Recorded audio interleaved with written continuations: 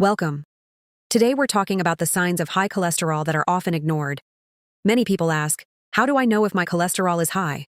Interesting fact, high cholesterol is often called a silent killer, meaning there may be no visible symptoms. But there are some clues your body gives you, especially when cholesterol has been high for a long time. In the next 5 minutes, let's go over the signs you should pay attention to. The most common sign is xanthelasma. These are soft, yellowish, flat bumps around your eyes, especially on the eyelids. They are cholesterol deposits that build up under the skin.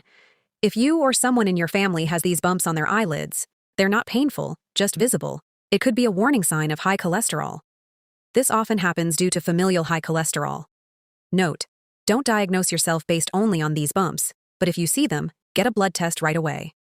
The second sign appears in your cornea, especially in people under 40. If you look in the mirror and see a white, gray, or bluish ring around the colored part of your eye, like a circle around the moon, that's called corneal arcus. That ring forms from cholesterol buildup. Keep in mind, in older adults this can be common, but in younger people it's a strong sign of high cholesterol. The third sign is tendon xanthomas. These are firm cholesterol nodules that form inside your tendons.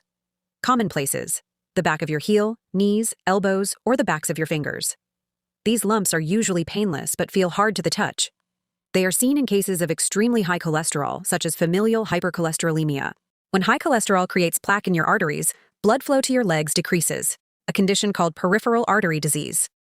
Signs include pain or cramping in your calves when walking, shiny, thin, or bluish skin on your legs, and sores that won't heal. If you have these symptoms, they could point to severe cholesterol buildup. Dear viewers, remember, most people with high cholesterol have no signs at all. The signs we discussed only appear when cholesterol has been very high for many years.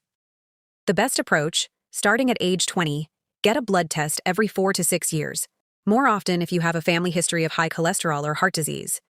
Don't ignore these signs. They are your heart's way of calling for help. We hope this information was useful for you. Be sure to talk to your doctor. Thank you.